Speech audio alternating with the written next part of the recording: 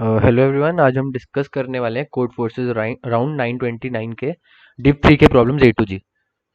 तो सबसे पहले मैं ये पूछना चाहूँगा कि एम आई ऑडिबल?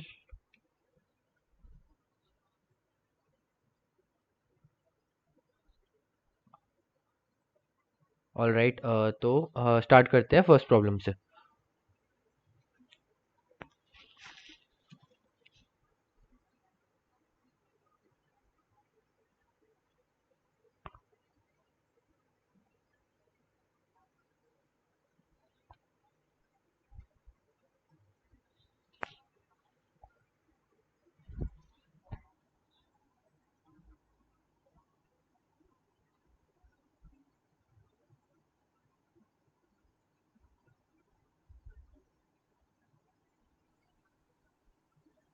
ठीक है। तो पहला प्रॉब्लम क्या कह रहा है? कि we are given an array of n integers.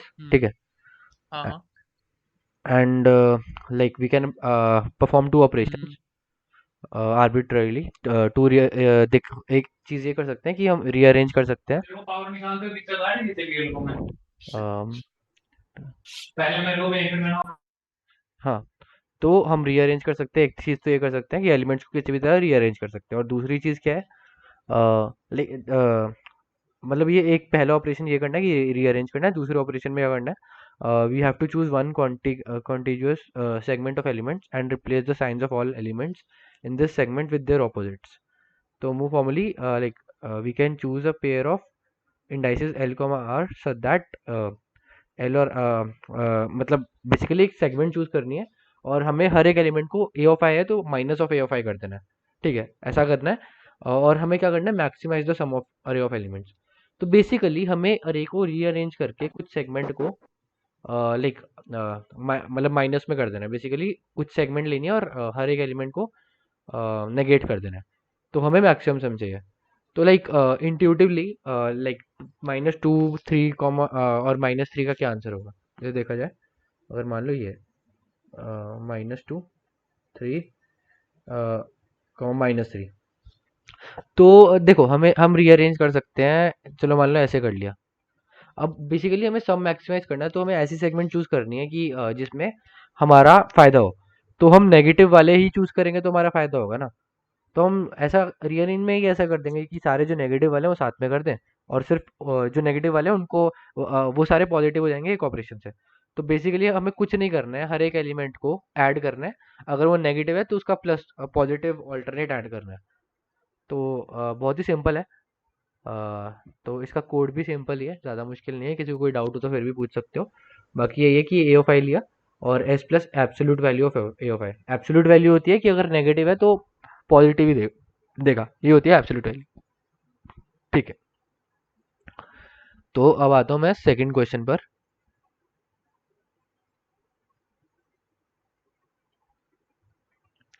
तो इसमें क्या दे रखा है? वी आर गिवन एन अरे ए, ठीक है, एन एलिमेंट्स का। We can perform any number of moves. ठीक है, एक मूव में क्या करना है? या तो एक एलिमेंट रिमूव कर देना अरे से। ठीक है। या फिर हम क्या कर सकते हैं?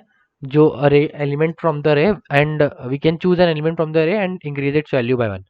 या तो कोई एलिमेंट की वैल्यू 1 से इंक्रीज कर सकते हैं, या एक एलिमेंट ही डिलीट कर सकते हैं। हमें क्या करना है एंड में? हमें मिनिमम नंबर ऑफ मूव्स चाहिए बताने हैं, सो दैट कि जो सम ऑफ एलिमेंट्स है वो 3 के बराबर हो जाए। तो it is possible that you may need 0 moves. ठीक है। तो देखते हैं, जैसे 2 2 5 4 है, इसमें कैसे करेंगे सोचते हैं। ठीक है, 2 2 5 4। तो इसका सम देखोगे 13 आ रहा है। ठीक है। तो ये थ्री, इसका मॉड्यूलो 3 तो नहीं है। ठीक है। तो हमें कुछ ना कुछ चेंज करना पड़ेगा। तो देखो अब क्या कर सकता हूँ? ठीक है, सबसे पहला देखो, सबसे पहले हम क्या देखते हैं? ऑफ कोर्स हम ये देखेंगे, अगर सम मॉड 3 इक्वल्स टू 0, तो आंसर 0 हो जाएगा सीधा का सीधा। हमें कुछ और करना ही नहीं है। ठीक है। चलो अब अगला केस क्या है? S mod 3 equals to 1, sorry equals to 2 कर लेते हैं। ठीक है, इक्वल टू 2 कर लेते हैं। देखो अगर एस मॉड 2 इक्वल टू 2 है, तो अगर हम किसी एक एलिमेंट अरे के किसी भी एक एलिमेंट में एक ऐड करेंगे तो सम भी एक से इंक्रीज होगा, राइट? ठीक है, सम भी एक से इंक्रीज होने वाला है। और अगर सम एक से इंक्रीज हुआ तो एस मॉड 3 तो 0 के बराबर हो जाएगा ना। अगर एस मॉड 3 2 है, तो 2 + 1 क्या हुआ 3, तो 3 mod 3 भी 0 होता है। तो हमें एक ही मूव चाहिए होगा, एक मूव में हो जाएगा। 0 मूव आंसर हो नहीं सकता, तो मिनिमम नंबर ऑफ मूव्स क्या होंगे 1 मूव, राइट। तो एक मूव में हो जाएगा अगर एस मॉड 3 2 है। अब तीसरा केस आता है एस मॉड 3 1, ठीक है। इस वाले केस के लिए हमें निकालना है बेसिकली। तो एक तो तरीका ये होगा, क्या हमें ऐसा कोई एलिमेंट, देखो अगर हम ऐड करेंगे तो हमें 2 मूव्स लगेंगे, क्योंकि हमें 2 बार एक एक ऐड करना पड़ेगा सम बनाने के लिए 3, ठीक है। 2 बार तो ऐड करनी पड़ेगी। तो रैदर हम क्या करें, तो रैदर हम ये कर सकते हैं कि एक एलिमेंट ढूंढे ऐसा सो दैट उसको रिमूव करने से सम का मॉड्यूलो 3 हो जाए। तो वो बेसिकली एलिमेंट कैसा होगा, अगर एस मॉड 3 का सम, मतलब एस का जो एस है वो सम मॉड्यूलस 3 में 1 दे रहा है। तो अगर मैं ऐसा ही एलिमेंट ढूंढूं जो A of I mod 3 equals to 1 दे, तब मेरा सम का मॉड्यूलस 3 0 हो जाएगा। तो ऐसा एलिमेंट ढूंढना है। तो वो ढूंढना बहुत आसान, मतलब बहुत ही सिंपल है, मतलब एक ही, मतलब ओ ऑफ एन में ढूंढ सकते हो, मतलब ओ ऑफ एन में ढूंढ सकते हो आराम से, कोई दिक्कत नहीं है। तो एक ही बार ढूंढना है, और जब अगर वो मिल जाता है तो आंसर 1 होगा, ठीक है। 2 केसेस है, ठीक है। A of I mod 3 equals to 1, तो 1 आंसर होगा। अगर ऐसा नहीं है तो हम कुछ कर ही नहीं सकते, हमारे 2 मूव्स लगेंगे, एक मूव में हमारा होने नहीं वाला, तो 2 मूव लगेंगे ही लगेंगे, 2 बार ऐड कर दो, खत्म। तो ये है इसका सॉल्यूशन। तो जैसे ये वाला एग्जांपल लिया है ना 2254 में, तो सम आया 13, ठीक है। 13 मॉड्यूलस 3 क्या होता है 1 होता है, ठीक है। तो ये थर्ड केस, ठीक है। अब मुझे देखना है कोई एलिमेंट है ए आई ए ऑफ आई मॉड 3 1 हो, तो 4 मॉड 3 एक्चुअली 1 होता है, तो इसका आंसर 1 हो जाएगा, ठीक है। इसमें देखोगे इसका आंसर है 1। तो ऐसे ही करना है। इसका एक बार कोड दिखा दो, कोड भी बिल्कुल ऐसा ही है, सिंपल सा है, ठीक है। सम लिया, मैंने एक वेक्टर ले लिया 3 साइज का, जिसमें हर मॉड्यूल्स के लिए मैं स्टोर कर रहा हूँ कि कितने एलिमेंट्स हैं। तो बेसिकली अगर ये 0 से बड़ा हुआ तो मतलब पता लग जाएगा कि उस मॉड्यूलस के लिए एलिमेंट्स हैं कि नहीं। तो मैंने यहाँ पर ये चेक किया कि कितने मतलब एलिमेंट जिनका मॉड 1 है वो एग्जिस्ट करते भी है कि नहीं, एटलीस्ट एक एलिमेंट होना चाहिए, तो अगर है तो 1, नहीं तो 2, बाकी तो सिंपल केसेस हैं, ठीक है। तो ये है इसका सॉल्यूशन। कोई डाउट हो तो पूछ सकते हो, नहीं तो मैं नेक्स्ट क्वेश्चन पर जाता हूँ।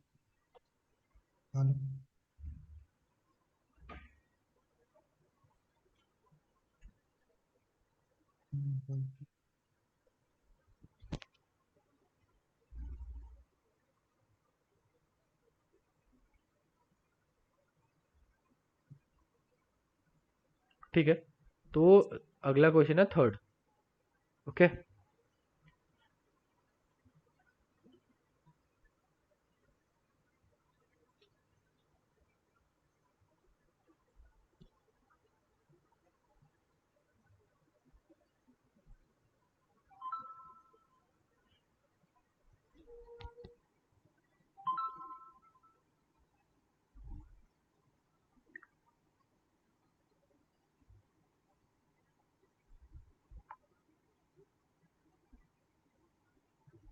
थोड़ा नेटवर्क प्रॉब्लम है।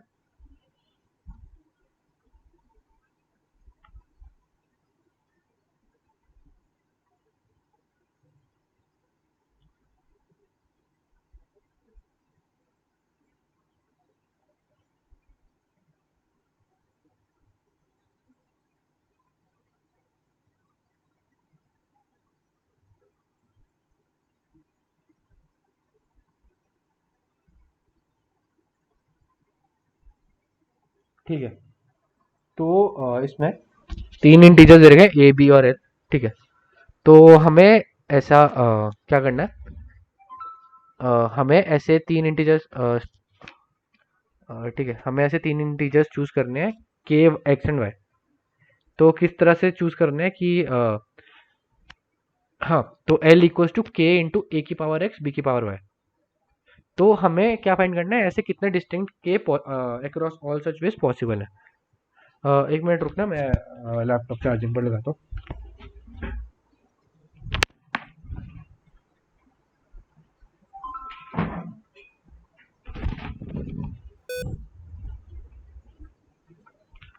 ठीक है, तो देखो अब किसी ये तो पक्का है किसी पर्टिकुलर एक्स और वाई के लिए एक पर्टिकुलर के ही होगा, ठीक है, मतलब एक ही पर्टिकुलर के होगा। ऐसा नहीं है कि मल्टीपल के हो गए, मतलब अलग अलग तरह के। ऑब्वियसली अगर एक एक्स और वाई फिक्स कर दिया तो एक ही तरह का के होगा, ठीक है। तो अगर तुम देखोगे कंस्ट्रेंट्स पे, तो ए और बी है 2 से लेकर 100 तक, और एल है 10⁻6 तक। तो अगर देखा जाए एक्स की मैक्सिमम वैल्यू क्या हो सकती है, मान लो ए है 2 और एल ले लिया मैंने मैक्सिमम 10⁻6, तो बेसिकली एक्स की मैक्सिमम वैल्यू 20 होगी, क्योंकि 2 की power 20 is greater than 10⁻6। B की भी मैक्सिमम वैल्यू 20 हो सकती है, sorry my bad, A sorry X की मैक्सिमम वैल्यू 20 हो सकती है और वाई की भी मैक्सिमम वैल्यू 20 हो सकती है। तो क्या मैं डायरेक्टली ब्रूट फोर्स लगा सकता हूँ कि एक्स की वैल्यू 0 से लेकर 20, वाई की वैल्यू 0 से लेकर 20, और उनके लिए बस देख लूँ कि कौन कौन से के वैलिड है, और उनको सेट में स्टोर करके मैं डायरेक्टली कर दूँ। और कुछ नहीं है। ऐसे तो बहुत सिंपल हो जाएगा, मतलब कोई दिक्कत नहीं है ना। चलो मैं एक बार एग्जांपल लेके दिखाता हूँ, 2 5 और 20 होगा अगर, ठीक है। तो 2 5 और 20 के केस में क्या है ये देखते हैं।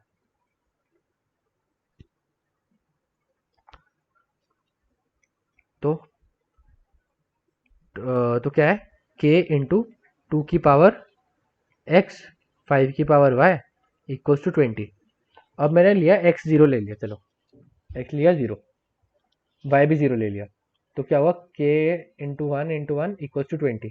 तो k की वैल्यू आ गई 20, ठीक है, एक वैल्यू आ गई।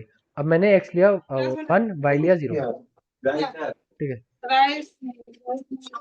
हाँ तो ठीक है, x लिया 1, y लिया 0, ऑल राइट।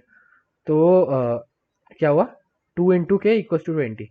अब ये भी ध्यान रखना कि लाइक ये जो नंबर है ना के साथ जो मल्टीप्लाई में आ रहा है, ये this should divide 20, 20 should be divisible by this, तभी के की कोई वैल्यू आएगी, ठीक है। तो हमें वही चेक करना है। तो बेसिकली हम ब्रूट फोर्स लगा सकते हो, तो ऐसे 1,0 के लिए भी चेक किया तो के की वैल्यू 10 आ गई, के इक्वल्स टू 10, ठीक है। अब 0,1 के लिए चेक करता हूँ तो के इक्वल्स टू 4 आ जाता है, ठीक है। अब 2,0 के लिए चेक करता हूँ, 2,0 के लिए के इक्वल्स टू 5 आ जाता है, 2,1 के लिए के इक्वल्स टू 1 आ जाता है, और इसके अलावा कोई और ऑप्शन नहीं है मेरे ख्याल से, यही 4 वैल्यूज होनी चाहिए के की। नहीं और भी हैं, ठीक है, आई गेस और भी वैल्यूज होंगी, ठीक है, ठीक है। तो हम एक्स इक्वल्स टू 2, अच्छा हाँ, तो ये भी तो रहेगा ना, 1,0 2,0 तो ले लिया, सॉरी ये 1,0, एक तो 0,0 1,0 0,1, ठीक है। अब 2,0 2,1 एक ये, और 1,1 भी होगा, ठीक है। हाँ यही 6 वैल्यूज है बेसिकली, इन सब के लिए कुछ ना कुछ आ जाएगा। तो ये एक एग्जांपल के लिए चेक कर लिया। बाकी हम ब्रूट फोर्स लगा सकते हैं, ब्रूट फोर्स में वैसे भी मतलब और क्या ही लॉजिक चाहिए आपको, मतलब एक्स और वाई में मैंने सीधा ब्रूट फोर्स ही लगा दिया, तो ये आई और जे मेरा एक्स और वाई है बेसिकली। तो मैंने एक्स यहाँ पर एक्स मैंने प्रोडक्ट ले लिया, तो मैं मल्टीप्लाई करता रहूँगा एक्स को ए से, जब पावर के हिसाब से, तो उतनी बार मल्टीप्लाई करूँगा जितनी आया है, और उतनी बार मल्टीप्लाई इसको मैं बी को करूँगा जितनी बार जे है। तो आई जे एक्स वाई है, और मैं बस ये चेक करूँगा जो ये प्रोडक्ट है वो एक्स से डिविजिबल है कि नहीं, अगर है तो मैं ये वैल्यू के की इंसर्ट कर दूंगा सेट में।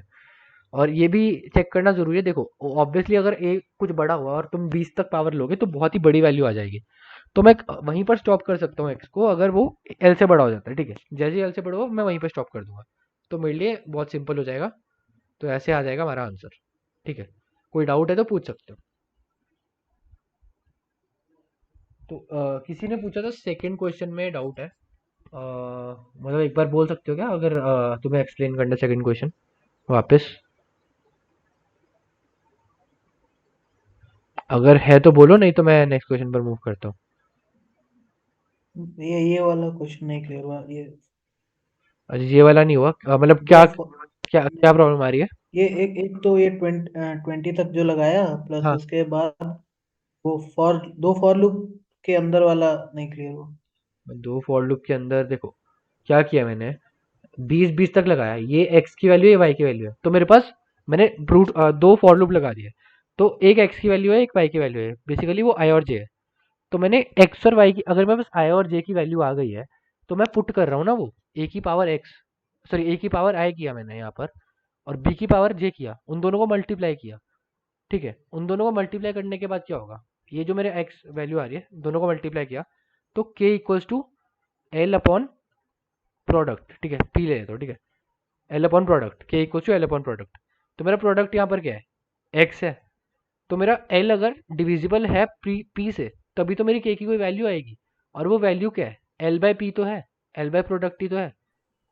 आया समझ में? हेलो? आ गया। ठीक है, हाँ, आ गया। ठीक है, मैं मूव करता हूँ फोर्थ क्वेश्चन पर, डी प्रॉब्लम।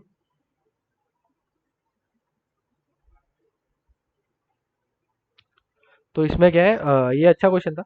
इसमें ए एन एलिमेंट दे रखे हैं अरे के, और फिर हमें उन्हें अरेंज अरेंज करना है, ठीक है। अरेंज करने के बाद हमें ये इवैल्यूएट करना है, और हमें ये बताना है कि क्या ये पॉसिबल है कि ये 0 के बराबर ना हो, ठीक है। B1 mod B2 mod B3, ठीक है। तो किसी एग्जांपल के थ्रू कर लेते हैं, ठीक है। ऑलराइट,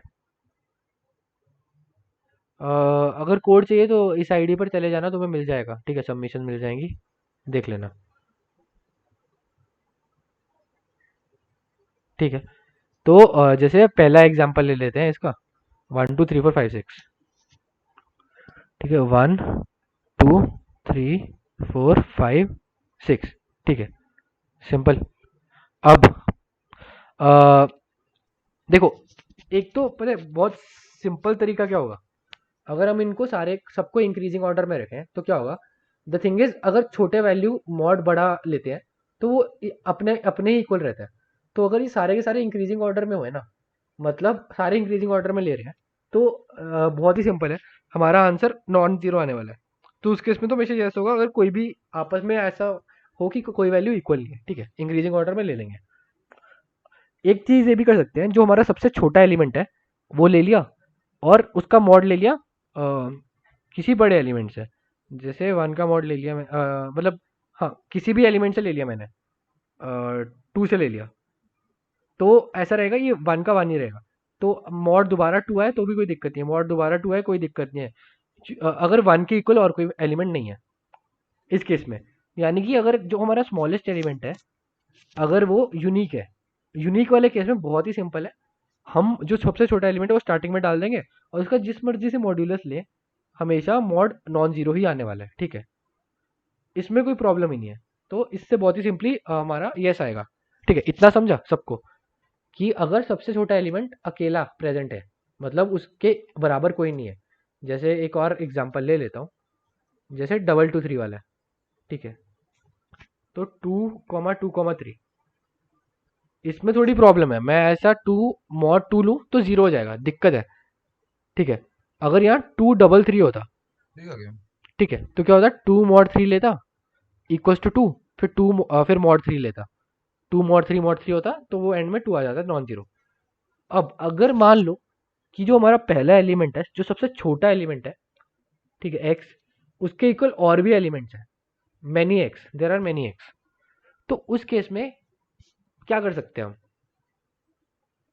मतलब द थिंग इज छोटे एलिमेंट पे सब कुछ डिपेंडेंट है हमारा अभी तक, तो उस केस में क्या कर सकते हैं, तो ऑब्वियसली हम एक्स मॉड एक्स तो लेने नहीं वाले हैं, ठीक है, तो हम कुछ और तरीका ढूंढेंगे।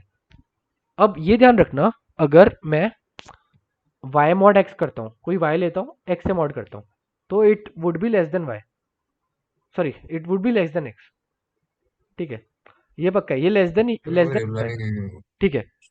तो अगर मैं क्या अगर मैं ऐसा करूं कि जो सबसे छोटा एलिमेंट है किसी और एलिमेंट का उससे मॉड ले लूं, तो वो x से छोटा हो जाएगा, ठीक है, सिंपली छोटा हो जाएगा, वो x से छोटा हो जाएगा।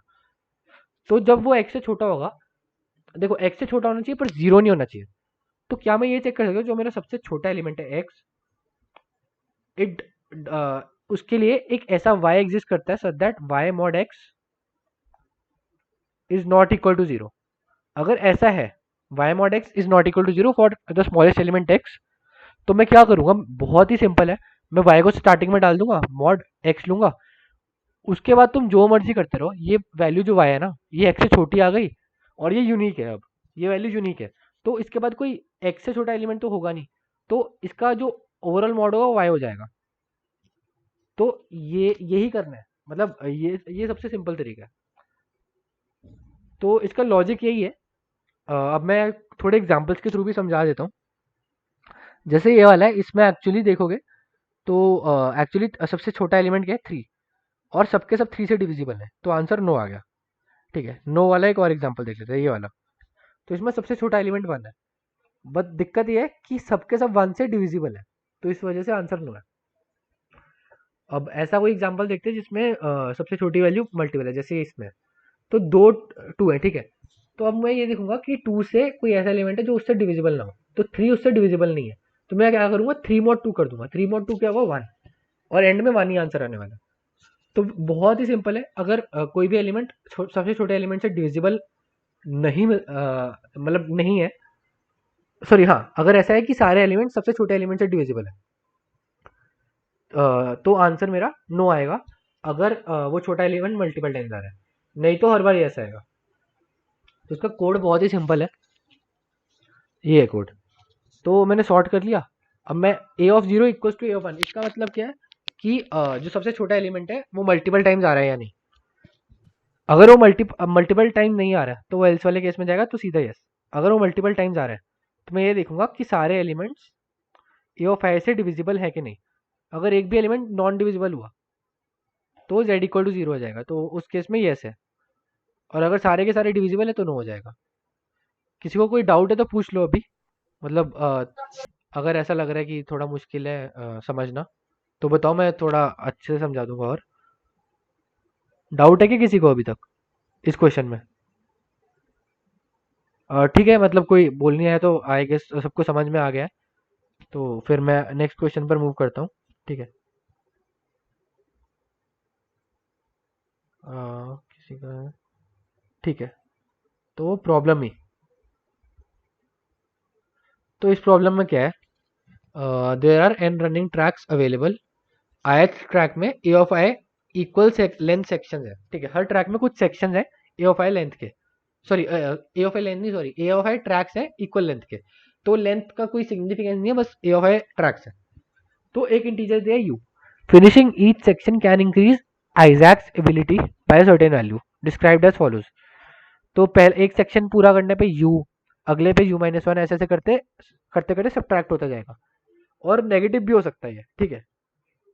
मतलब एक्चुअली इससे ऐड हो रही है, उसकी एबिलिटी ऐड हो रही है। ऐसा मत सोचना कि यू माइनस टू हो गई है, अभी इससे ऐड हो रही है, यू से ऐड हो रही है, यू माइनस वन से हो रही है, ऐसा। तो ऐसा भी होगा कि डिक्रीज भी होगी बाद में। तो we are given an integer L, ठीक है, you must choose an integer R such that L is less than equal to R and less than great, sorry हाँ, L is less than equal to R and R is less than equal to N. तो ये basically एक segment होगी। तो ऐसा देखना है, will finish each section of each track. तो एल से आर तक जो भी ट्रैक्स है उसके सारे सेक्शन पूरे करेगा, ठीक है। तो answer the following question, what is the optimal R you can choose that the increase in Isaac's performance is maximum possible.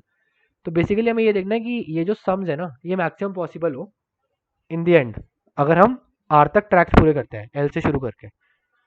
तो if there are multiple R that maximise increase in Isaac's performance, तो हम छोटा वाला ले लेंगे, ठीक है। To increase the difficulty you need to answer Q queries. तो हर एक क्वेरी में एक एल दिया होगा और एक ट्रैक दिया होगा, ठीक है, सिंपल। एक एल और एक ट्रैक दिया होगा, सॉरी एक एल दिया होगा और एक यू दिया होगा, ठीक है। तो एक ये एग्जांपल ले लेते हैं, ये वाला।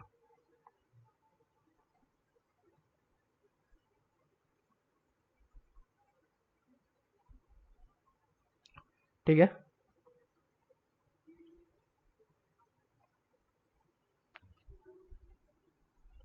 ठीक है, ये है एग्जांपल। तो इसमें क्या है, इसमें जो अरे है हमारा क्या है, 3 1 4 1 5 9। तो ठीक है, सो सबसे पहली क्वेरी है 1, एल है 1 से शुरू, और हमें एक ऐसा आर ढूंढना है। देखो यू है 8, यू है 8, एल है 1, ठीक है।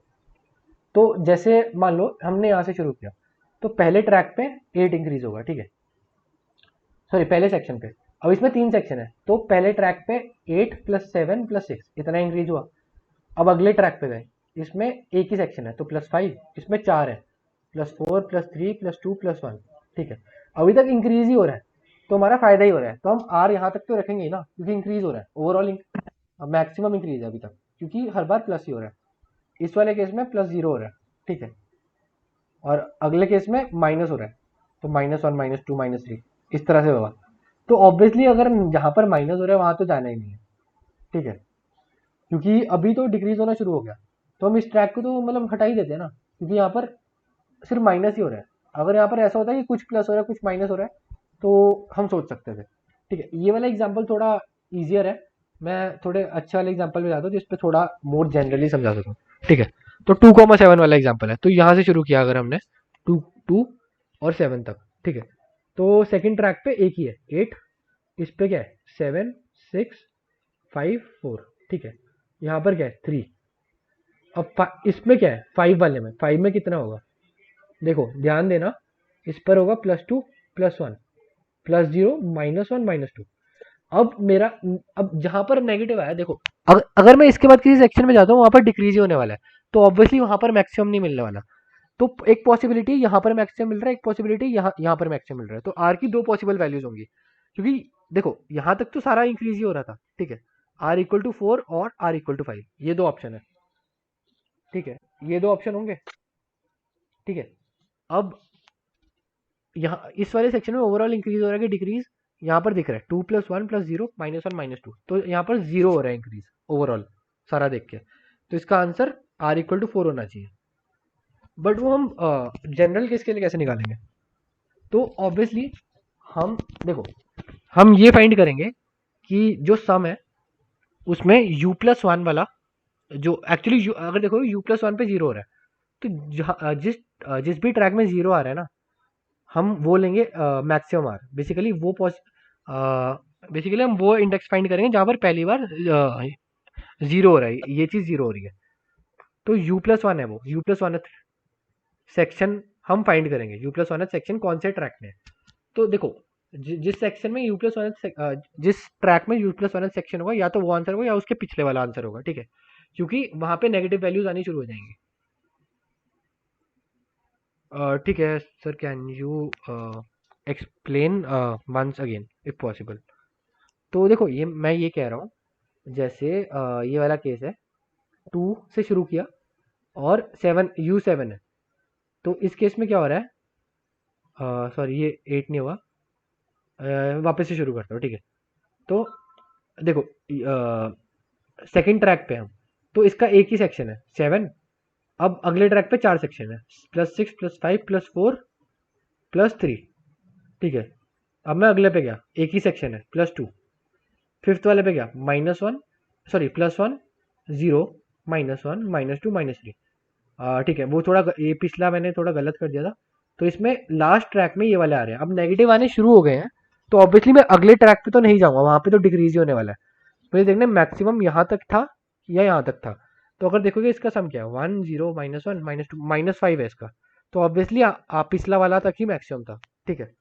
अब हम ये जनरल केस के लिए कैसे निकालेंगे, देखो सबसे पहला तो ये है कि हम आर फाइंड करें, जो ये वाला ना जहाँ पे u+1 सेक्शन है, वो हम ऑप्टिमली कैसे फाइंड करेंगे, देखोगे क्वेरीज कितनी है, 10⁵ क्वेरीज है, तो ऑब्वियसली नॉर्मली आइटरेट तो तुम मार नहीं सकते हो कभी भी,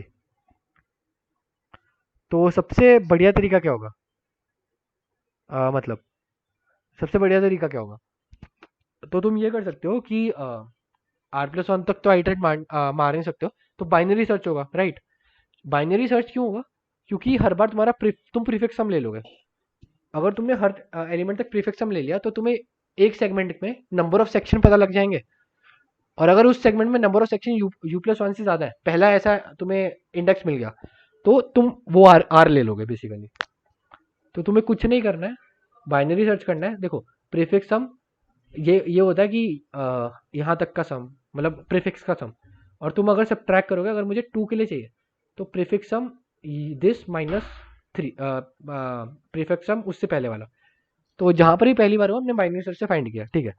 अब यहाँ पर r इक्वल टू 5 आ रहा था, ठीक है, अब हमारे पास दो ऑप्शन है 4,5, अब अकेला हम 5 देख के ही बता सकते हैं, अब मुझे यही देखना है 5 में कितनी नेगेटिव वैल्यूज है कितनी पॉजिटिव है, तो मैं कैसे देखूंगा, तो बहुत ही सिंपल है।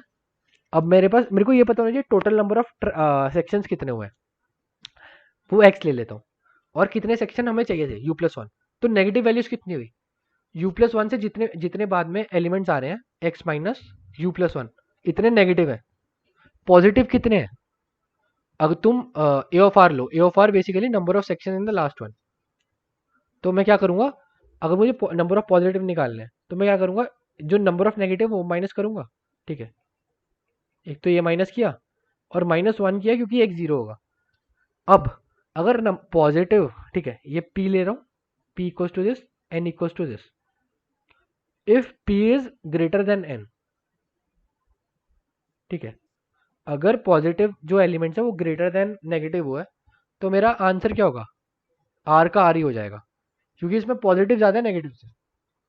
लेकिन अगर positive is less than equal to negative तो मेरा r-1 हो जाएगा आंसर, सिंपल।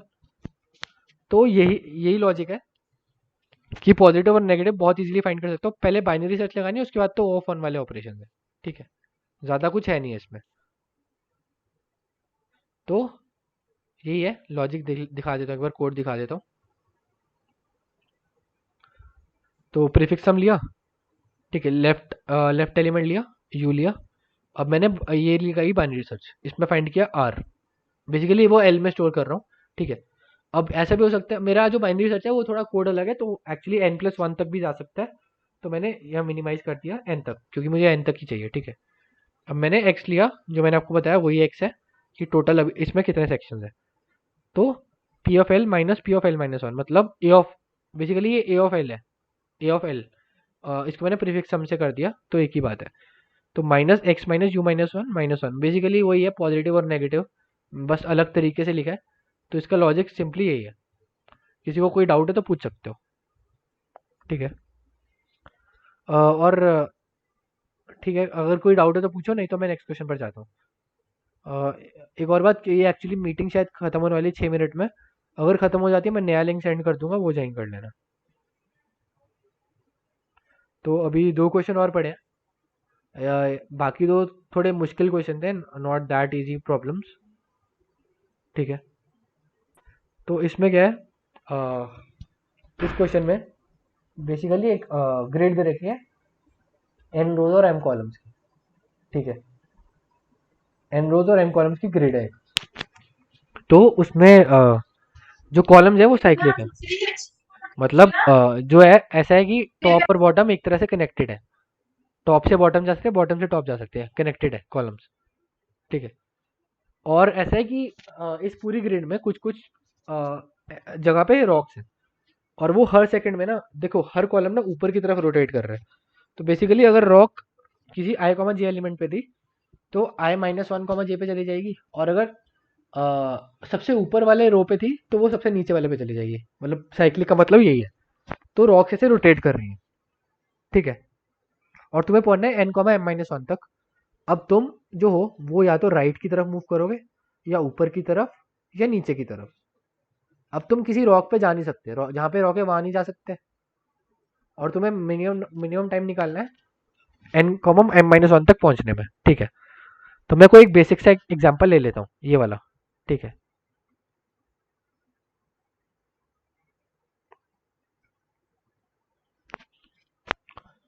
तो ये एग्जांपल ले लेता हूँ,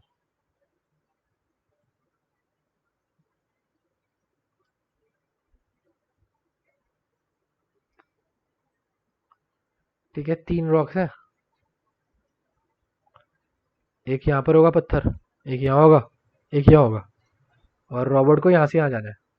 अब देखो ये ना बहुत डायनामिक है, अगर देखोगे ये जो कॉलम्स है ना हर बार ऊपर जा रहे हैं, तो इसमें बहुत दिक्कत होगी तुम्हें कैलकुलेट करने में। तो क्या मैं फ्रेम ऑफ रेफरेंस ले लूँ, और रैदर देन मैं रॉक को नीचे लेके जाऊँ, अगर सॉरी रॉक को ऊपर लेके जाऊँ, अगर मैं कॉलम्स को ऊपर मूव करने की जगह अगर मैं ये करूँ कि रोबोट जैसे नॉर्मली कैसे चल रहा था, राइट की तरफ, नीचे की तरफ, या ऊपर की तरफ, राइट, ये 3 चीजें थी। पर अगर मैं कॉलम को स्टेबल करूँ, मतलब कॉलम हर बार ऊपर जा रहा था, उसकी जगह अगर मैं कॉलम को स्टेबल कर दूं, मतलब मैं ग्रिड ऐसे की ऐसे ही रखना चाहता हूँ, तो द थिंग इज जहां भी रोबोट जा रहा है ना, उसमें एक एक्स्ट्रा डायरेक्शन ऐड हो जाएगी नीचे वाली, फ्रेम ऑफ रेफरेंस से देखा जाए। देखो जैसे अगर रॉक ऊपर जाती, देखो रिस्पेक्टिव ग्रिड तो सेम ही रहती है ना, मतलब वो तो रोज ऊपर नीचे स्वैप हो रहे हैं, रिस्पेक्टिव ग्रिड एक ही रह रही है, सेम टू सेम रह रही है, ठीक है।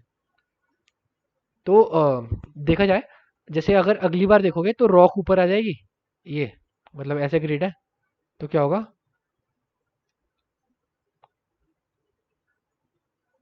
ठीक है, तो यहाँ पर रॉक ऊपर आ जाएंगी। तो रैदर अगर मैं ठीक है रॉक ऊपर आ जाएंगे, मैं नहीं चाहता कि रॉक ऊपर है, तो मैं क्या करूंगा, जो नॉर्मल मूव्स थे ना रोबोट के उसमें नीचे एक डाउन डायरेक्शन ऐड करूंगा। तो क्या होगा, जो रोबोट है ना, अगर वो ये वाला मूव चूज चूज करेगा तो 2 बार डाउन हो जाएगा, ठीक है, डबल डाउन।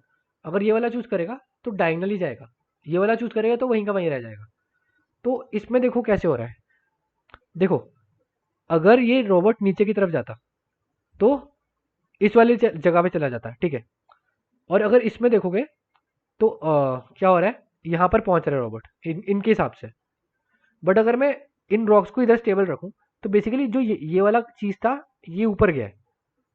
तो अगर रोबोट नीचे आ रहा है, अगर मैं इसको 2 बार नीचे करूं तो सेम ही बात है, कोई दिक्कत नहीं है। बस ये चेक करना है कि द थिंग इज यहाँ पर रॉक से वो टूट जाएगा, क्योंकि यहाँ पे रॉक है अगर 2 बार नीचे करता है। अब दूसरा मूव है, ऑल्टरनेटली यहाँ पर जाए, नॉर्मली यहाँ जाता, ठीक है, नॉर्मली यहाँ जाता, अगर रॉक्स नॉर्मली नॉर्मल होती तो यहाँ जाता, ये रॉक्स को अच्छे से डिनोट कर देता हूँ, नॉर्मली वो यहाँ जाता। बट इसके रिस्पेक्ट में देखोगे तो रॉक के राइट साइड जा रहा है, मतलब रॉक जब ऊपर आए तो उसके राइट साइड हो रहा है। तो अगर मैं ऑल्टरनेटली यहाँ कर दूं तो एक ही बात है। और तीसरा है कि रोबोट वहीं का वहीं रहे। तो इसमें क्या हो रहा है, नॉर्मली अगर रोबोट ऊपर मूव करता, कॉलम भी ऊपर मूव कर रहा है, रोबोट भी ऊपर मूव कर रहा है, तो ग्रिड तो सेम का सेम रह रहा है ना, ग्रिड में कोई फर्क नहीं पड़ रहा। तो मैं क्या मैं ऐसे कर सकता हूँ कि ये 3 तरह के मूव्स हैं, या तो उधर का उधर रहे, या डायगनली जाए, या 2 बार नीचे जाए। इन मूव से अगर मैं नॉर्मली निकालूं तो बहुत ही सिंपल नहीं है क्वेश्चन, ये डीपी का या बीएफएस मान लो, बेसिकली बीएफएस का क्वेश्चन है। बहुत सिंपली तुम बीएफएस से मिनिमम डिस्टेंस निकाल सकते हो। बट इसमें एक प्रॉब्लम ये है, तुम्हें वैसे नॉर्मली n, n-1 m-1 तक पहुंचना था, बट जब कॉलम्स ऊपर ऊपर की तरफ जा रहे हैं, तो ये तो सेम रह रहा था, बट जब तुमने कॉलम को नीचे की तरफ भेज दिया तो बेसिकली ये जो एलिमेंट है ना, ये जो पॉइंट था जहां पर इसको पहुंचना था, वो हर बार साइक्लिकली रोटेट हो रहा है। तो उसका भी एक सॉल्यूशन है मेरे पास। अगर मैं या मान लो किसी एक सेल पर यहाँ पर पहुंचने का मिनिमम टाइम निकाल लो, ठीक है, वो आ गया z, तो यहाँ तक पहुंचने का मिनिमम टाइम तो ये है। अगर मैं ये फाइंड कर लूँ कि इस टाइम पर जो माय बैड, तो इस टाइम पर जो ये वाला था वो मूव होके कहाँ पर पहुंचा है, ठीक है, अगर मैं ये मुझे पता चल जाए कि ये मान लो ये एक इसी कॉलम में होगा, किसी और रो पे है, ठीक है, मान लो किसी रो पे है, तो ऑब्वियसली अगर इस टाइम तक इस रो पे है, तो ऑब्वियसली वहां तक पहुंचने नहीं वाला है रोबोट, अभी तो नहीं पहुंचने वाला है। बट अगर उसने ऐसा कर दिया कि मैं वो वहीं का वहीं पे रहे, मतलब ये मूव भी तो लाउड है ना कि वहीं का वहीं पे रहे रोबोट, तो ये मैंने पहले कभी यूज नहीं कर रहा, मैं 2 तरह के मूव यूज करूंगा, या तो 2 बार नीचे या ऑल्टरनेटली नीचे, क्योंकि वहीं पे वहीं रहने का टाइम ही मेरा इंक्रीज करेगा। तो मैं ये लास्ट के लिए बचा लूंगा। तो अगर ये ऐसा होगा कि ये वाला कहीं और है, तो मैं बस ये चेक कर लूंगा कि कितनी देर बाद वो वहां पर आ जाएगा, तो उतने मूव्स मैं स्टेबल रख लूंगा। तो बेसिकली बहुत ही सिंपल हो जाएगा इसका आंसर। मैं नॉर्मली फ्रेम ऑफ रेफरेंस से हर एक कॉलम का, हर एक रो का, इस कॉलम के लिए आंसर निकाल लूंगा, और बस ये देख लूंगा कि उस टाइम पे n, m-1 कहाँ पे है, और उतना डिवाइड माइनस कर लूंगा। तो अभी आगे कंटिन्यू करने के लिए मेरे ख्याल से नई मीट बनानी पड़ेगी।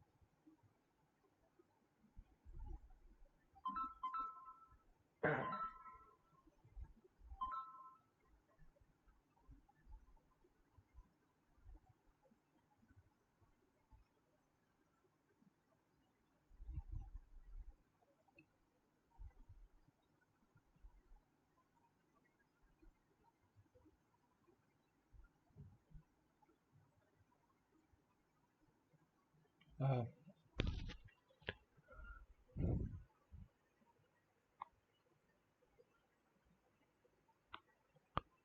ठीक है, मैं कंटिन्यू करता हूँ। आई गेस जिन लोगों को आना था वो आ गए हैं। तो इसमें मैं ये बताया था फ्रेम ऑफ रेफरेंस होगा। तो मैं क्या करूँगा, मैं इनिशियली बीएफएस कैसे करूँगा, 0,0 पॉइंट पे टाइम दे दूंगा 0। ठीक है, टाइम 0 दे दूंगा। यहाँ से अब मेरे पास दो ऑप्शन है, या तो दो नीचे जाऊँ या ऑल्टरनेट मतलब डायगनली जाऊँ। अब दो नीचे तभी जा सकता हूँ अगर बीच में एक रोकना हो। ठीक है, तो वो मैं चेक कर लूंगा, मतलब ज़्यादा मुश्किल तो है नहीं। और इस पर भी तभी जाऊंगा जब यहाँ पर रोकना हो, और यहाँ पर भी ये चेक करूंगा यहाँ पर रोकना हो, तभी जाएगा ना। और जहाँ जहाँ रॉक है मैं वहाँ पे टाइम इनिशियलाइज कर दूंगा 10⁻9 से। ठीक है, क्योंकि उसको मैं मान लूंगा कि वहाँ पर कभी जा ही नहीं सकता। और इस तरह से मैं बीएफएस चालू करूंगा, और मैं हर पॉइंट के लिए निकालूंगा क्या मिनिमम टाइम है। तो मैं एंड में क्या करूंगा, बस लास्ट कॉलम के लिए हर एक एलिमेंट के लिए ये चेक करूंगा कि वहाँ पर जब पहुँचता है तो जो मेरा जहाँ पर मुझे पहुँचना था वो पॉइंट कहाँ पर है अभी फिलहाल, और उसको कितनी देर लगेगी मेरे पास पहुँचने में। तो मुझे यही चेक करना है। तो एक बार कोड के थ्रू थोड़ा समझा देता हूँ। जैसे इस वाले केस में मैं आंसर ही देख लेता हूँ एक बार। तो यहाँ 3 जगह रॉक थी, तो ऑब्वियसली यहाँ 2 बार नीचे तो जा नहीं सकते। ठीक है, मिनट।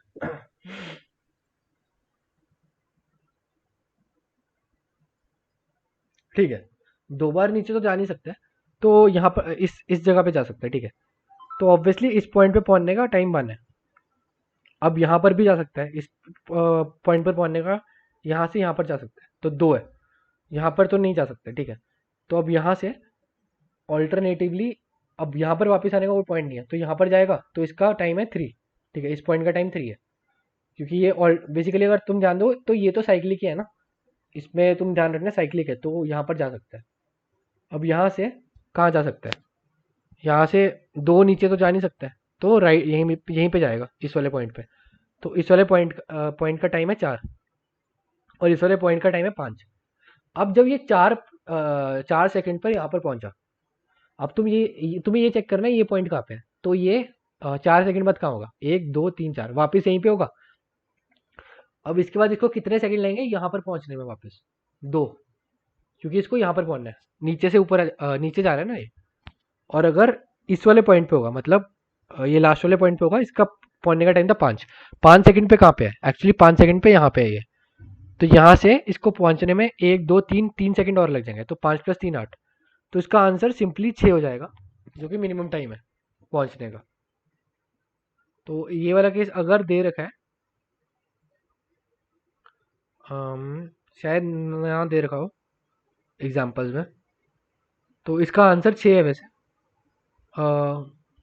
शायद दिया होगा या नहीं दिया, पता नहीं, नहीं दिया एक्चुअली, इस एग्जाम्पल का आंसर नहीं दिया, बट इसका आंसर 6 होगा। एक बार मैं आपको कोड दिखा देता हूँ, अगर थोड़ी और एक्सप्लेनेशन चाहिए तो बता देना, मैं थोड़ा एक्सप्लेन कर दूंगा। बाकी इसका लॉजिक बीएफएस से हो जाएगा। ठीक है, तो मैंने क्या किया, ये बेसिक बूलियन वेक्टर है मैंने बीएफएस के लिए जो बनाया, और ये है मेरा minimum time to reach a element. तो इनिशियली सब 1 ही 9 है, और 0,0 को 0 कर दिया और क्यू में डाल दिया, ये बीएफएस का तरीका है। अब मेरे पास दो ऑप्शन है, या तो 2 नीचे जाओ, तो उस केस में मैं बस ये चेक करो उसके नीचे वाला और उसके नीचे से नीचे वाला में कोई रॉक ना हो, और फिर मैं पुश कर दूंगा। और जो दूसरा केस है वो ये वाला है। ठीक है, तो ऐसे कर दूंगा, और एंड में क्या करूंगा, जो लास्ट कॉलम है ना, तो लास्ट कॉलम में हर एक रो पे जाऊंगा, और जो मेरा के है, के एक्चुअली मुझे ये बता रहा है कि कितना दूर है वो, जो मतलब हाँ कौन से पोजीशन पर है अभी फिलहाल मेरा वो जो n-1 है। तो इतने से ऐड हुआ, मतलब इतना टाइम ऐड हुआ, तो इस वाले ऑब्वियसली इस वाली रो पे होगा, तो मॉड्यूलो ले लूंगा n से। और एंड में हाँ अब मैं ये डिस्टेंस देख लूंगा कि अभी मुझे आयत रो पे पहुंचे, अगर मतलब n,n-1 आयत रो पे पहुंचे, उसमें कितना टाइम है, तो मैंने वो भी ऐड कर दिया इसमें। तो ये है इसका लॉजिक। कोई डाउट हो तो पूछ लो।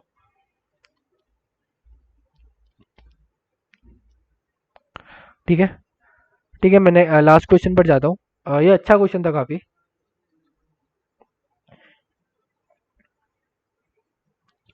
ठीक है, हाँ, तो एक्चुअली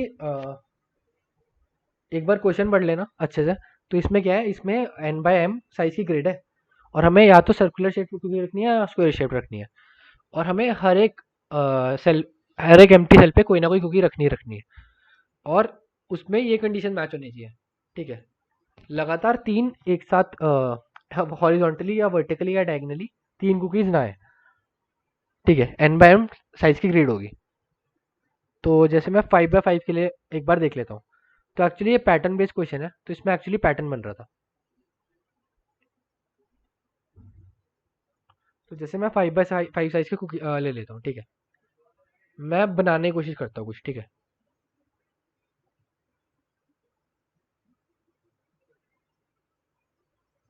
मैं सी और एस से सर्कल और स्क्वायर डिनोट करूंगा। तो ऑब्वियसली किसी ना किसी से शुरू कर दूंगा। मान लो ये सर्कल ले लिया। ठीक है, मान लो अब देखो इन दोनों में से या तो, चलो ठीक है, मैं कर लेता हूँ एक चीज की, इनमें से एक सर्कल है। ठीक है, अब अगर मैंने ये मान लो, ये भी सर्कल मान लेता हूँ। ठीक है, तो अब ये है, यहाँ पर तो स्क्वायर आएगा, यहाँ पर स्क्वायर आएगा। मैंने अब यहाँ पर स्क्वायर आ गया। अब यहाँ डायगनली नहीं आ सकता स्क्वायर, तो यहाँ पर सर्कल आना पड़ेगा। यहाँ सर्कल आ गया तो यहाँ पे स्क्वायर आएगा, यहाँ पर भी स्क्वायर आएगा, क्योंकि ये लगातार 2 सर्कल हो गए यहाँ पे यहाँ पे। अब 3 डायगनली सर्कल नहीं आ सकते, और अगर मैंने स्क्वायर डाला तो भी दिक्कत है। तो मतलब मैंने कहाँ गलती की, यहाँ पर मुझे 2 सी नहीं डालने चाहिए थे, यहीं से दिक्कत हो गई। ठीक है,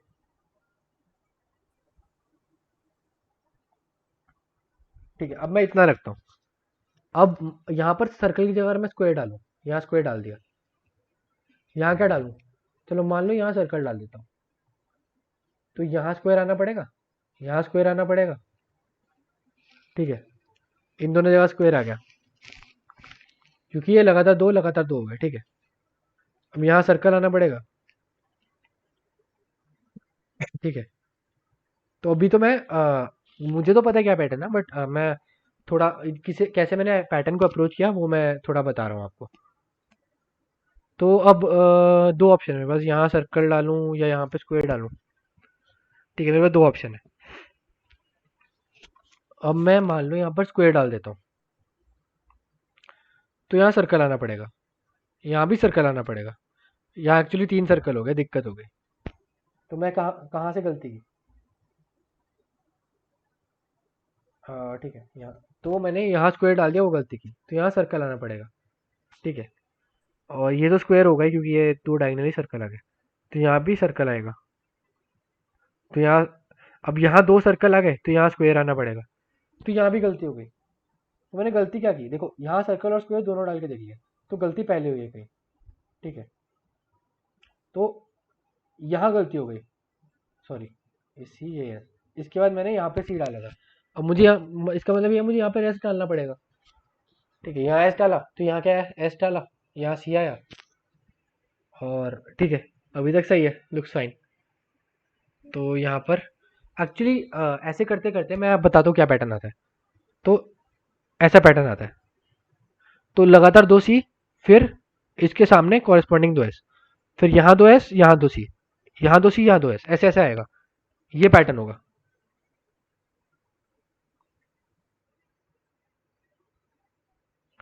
बेसिकली अगली रो इसका इन्वर्स होगी हमेशा। तो लगातार 2 आते रहेंगे, बार बार लगातार 2 आएंगे। ठीक है, तो ये इसका पैटर्न होगा, सिर्फ इसी काइंड का पैटर्न है। ठीक है, अब इसमें ऑल्टरनेशन ये होंगी कि या तो वर्टिकल कर लो, देखो एक तो ये होगा कि स्टार्टिंग से लगातार 2 आए, या पहले 1 आए, फिर 2, फिर 2, फिर 2।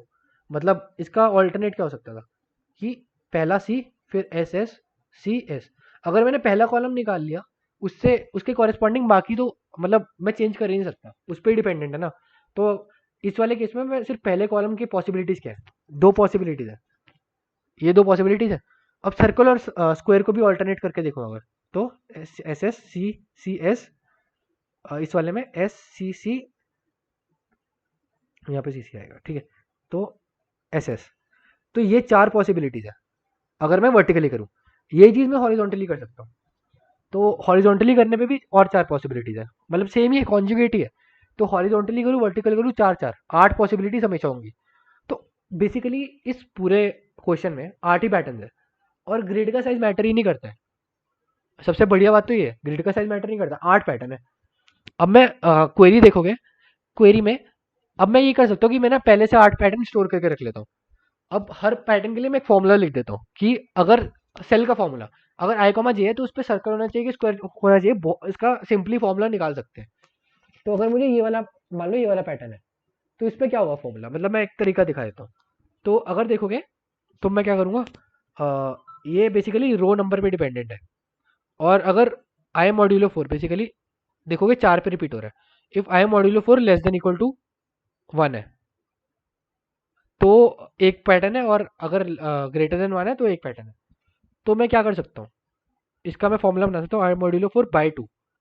बाई 2 क्यों, क्योंकि 0 और 1 के लिए 0 आ जाएगा, 1 और 2 और 3 के लिए 1 आ जाएगा। तो रो नंबर जो भी मॉड्यूलर में 0,1 है उसके लिए एक नंबर आ जाएगा 0, और दूसरे के लिए 1 आ जाएगा। और अब ये कॉलम नंबर पे भी डिपेंडेंट है, कॉलम नंबर पे कैसे डिपेंडेंट है, प्लस जे कर देता हूँ, प्लस जे मॉड्यूलो 2। तो अगर ये 0 प्लस 0 मतलब कॉलम नंबर भी 0 है, तो ये इक्वल्स टू 0 है तो सर्कल होगा, अगर ये इक्वल्स टू 1 है तो स्क्वायर होगा। इसका भी मॉड्यूलो 2 लेना पड़ेगा, ये ध्यान रखना। तो ये 0 है तो सर्कल, ये होगा 1 है तो स्क्वायर। तो मैं बेसिकली पैटर्न डिफाइन करने का ये एक तरीका है, यही फॉर्मूला से हो जाएगा। तो एक पैटर्न ये हो गया। दूसरा पैटर्न इसका कॉन्जुगेट वाला कैसे होगा, S S C C S. Actually इसका तो इसका भी सिंपल है। इसमें 0 की जगह यहाँ यहाँ सर्कल स्क्वायर कर रहे थे, यहाँ स्क्वायर सर्कल कर दो, एक ही बात है, कोई दिक्कत नहीं है। ठीक है, ये हो गया इसका फॉर्मूला। और इस टाइप के लिए क्या फॉर्मूला रखें, जब सी एस एस होगा तो इसके लिए बन जाएगा, इसके लिए मैंने बना रखा है। ठीक है, तो इसके लिए भी आ जाएगा। तो इसके लिए क्या है, मैंने बहुत ही सोच के फॉर्मूला बनाया था, i modulo 4 modulo 3। The thing is 0 और 3, आई मॉड्यूलो 4 0 और 3 के लिए सेम है, 1 और 2 के लिए सेम है। तो अगर ये मॉड्यूलो 4 3 से डिविजिबल है, 0 भी 3 से डिविजिबल है, 3 भी 3 से डिविजिबल है, अगर 3 से डिविजिबल है तो मैं 1 लूंगा, नहीं तो 0 लूंगा। तो बेसिकली एक्चुअली मुझे क्या चाहिए, मुझे डिफ्रेंशिएट करना है दो अलग तरह की रोज में, और बाकी मैं इसमें प्लस 6 मॉड्यूलो 2 कर दूंगा और सिमिलर तरीके से लिख दूंगा। तो 8 पैटर्न है, हर किसी के लिए मैं एक फॉर्मूला लिख दूंगा। एक बार कोड दिखा देता हूँ। ठीक है, अब तुम ये ध्यान रखना, जो हॉरिजॉन्टली होंगे उसमें आई और जे बस स्वैप होगा। तो मैंने ज़्यादा मेरे को कोड ना लिखना पड़े उसलिए भी मैंने कर लिया थोड़ा कोड सिंप्लीफाई। तो मैंने पहले एस में इंसर्ट किया कि कौन से पैटर्न अभी तक वैलिड है। तो इनिशियली सारे पैटर्न, मतलब 8 आंसर होगा, सेट में जितने पैटर्न वैलिड होंगे उतना आंसर होगा, क्योंकि उतने तरह के पैटर्न वैलिड है, तो वही आंसर है। ठीक है, तो अगर आर सर्कल है तो मैंने जेड इक्वल टू 0 कर दिया, जेड बताएगा कि 0 होना चाहिए, 1 होना चाहिए। तो अगर वो सेट में प्रेजेंट, अगर के बेसिकली पैटर्न नंबर है के, अगर वो सेट में प्रेजेंट नहीं है तो कंटिन्यू कर दो, मतलब वो रिमूव कब कर रहा हूँ मैं सेट से, अगर उस पैटर्न पे ये सेटिस्फाई नहीं कर रहा है, मतलब सर्कल या स्क्वायर जो आ रहा है वो सेटिस्फाई नहीं कर रहा है उस पैटर्न पे, तो मैंने वो रिमूव कर दिया इस रीजन से। तो मैंने ये फॉर्मूला बनाया। तो इस तरह से मैंने फॉर्मूला बनाया, और बाकी के ये वर्टिकल वाले हैं सारे, ये हॉरिजॉन्टल वाले हैं, इसलिए मैंने स्वैप कर दिया आई कॉमा जे।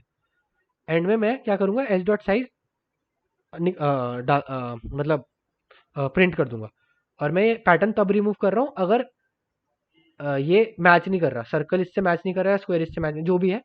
तो इस तरह से मैंने फॉर्मूला बनाया है। ये कोड डायरेक्टली कोड से समझ नहीं आएगा, तो मैं थोड़ा जैसे मैंने एक्सप्लेनेशन दिया उस तरह से समझना होगा और खुद से फॉर्मूला बनाना होगा, तब हो जाएगा। ठीक है, तो ये एक बार तुम्हें ये पैटर्न पता चल जाता तो उसके बाद ज़्यादा मुश्किल था नहीं, बट ये सोचना काफ़ी इतना इंट्यूटिव नहीं था पैटर्न। तो I guess I am done with the like questions.